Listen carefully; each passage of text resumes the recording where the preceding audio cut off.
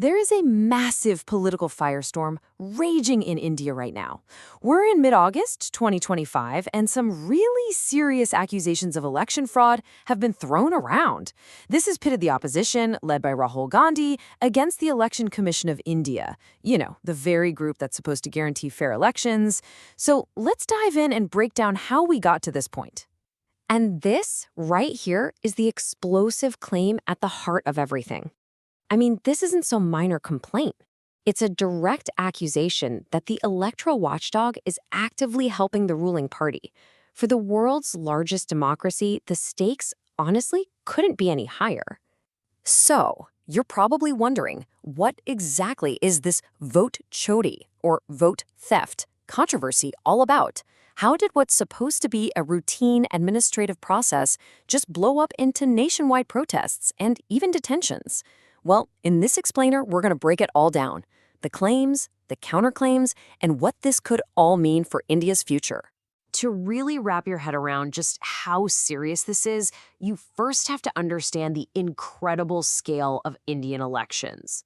We're talking about over 900 million registered voters. That is a staggering number.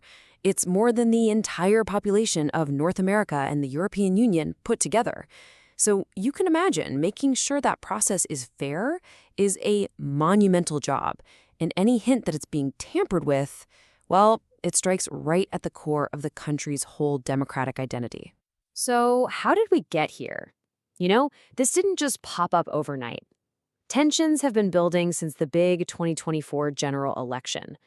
But the thing that really lit the fuse is this century-old administrative process that's now the flashpoint for this whole mess. And that flashpoint is something called the Special Intensive Revision, or SIR for short. On paper, it sounds pretty straightforward, and it's been around for over 100 years.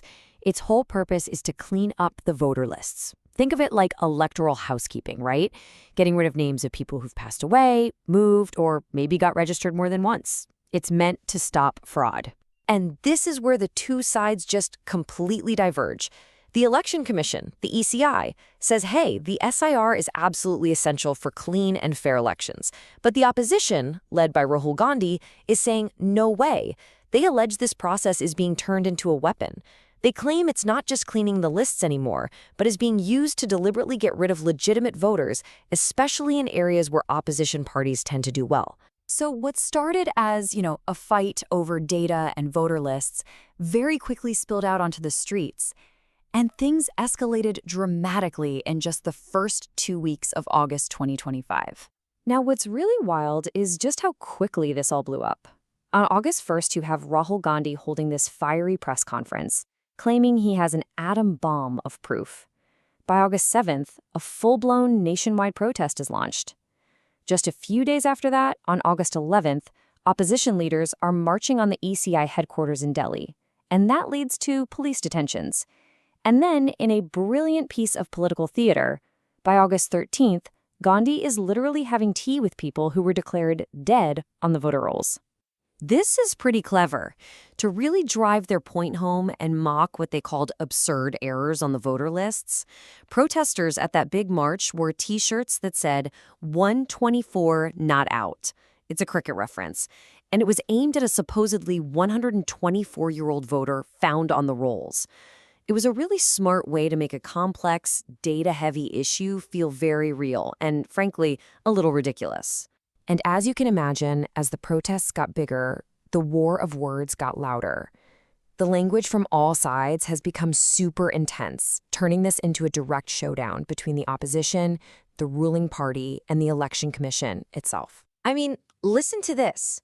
Rahul Gandhi issued this stark warning to ECI officials he accuses of being involved. This quote just took off. For some, it was a necessary promise of accountability. But for others, it sounded like a threat that was undermining a major constitutional body. Of course, the ruling BJP fired right back. A senior leader, Anurag Thakur, basically flipped the script. He claimed that over 200,000 doubtful voters, so duplicates, fakes, were found in Rahul Gandhi's own constituency. And his challenge, will he resign, was designed to frame the opposition's claims as just hypocrisy, an attempt to sow chaos. And this battle isn't just happening in press conferences. It's playing out all over social media. After meeting those people in Bihar who were very much alive but had been marked as deceased on the voter lists, Rahul Gandhi posted this sarcastic thank you to the ECI. The post and the video just went viral. It's a perfect example of how modern political fights are waged today.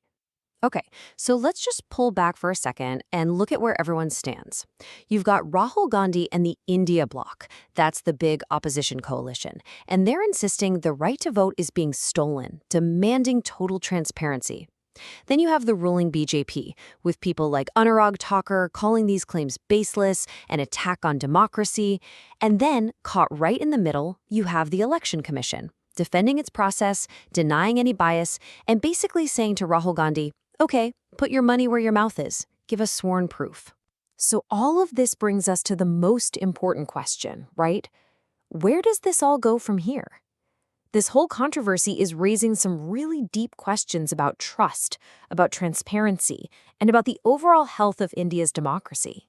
So looking ahead, here are a few key things you're going to want to keep an eye on. We can probably expect legal challenges over these voter rolls. The street protests and the political campaigning will almost certainly continue. And we're hearing louder and louder calls for real systemic reforms, like fully auditable voter lists. The Supreme Court might even have to step in. And of course, Rahul Gandhi has promised that, quote, the movie's not over yet, teasing that there's more to come. At the end of the day, this entire massive controversy really boils down to one fundamental question. When the very system for choosing a government is under suspicion, what's more important for holding a democracy together? Is it unwavering trust in your institutions?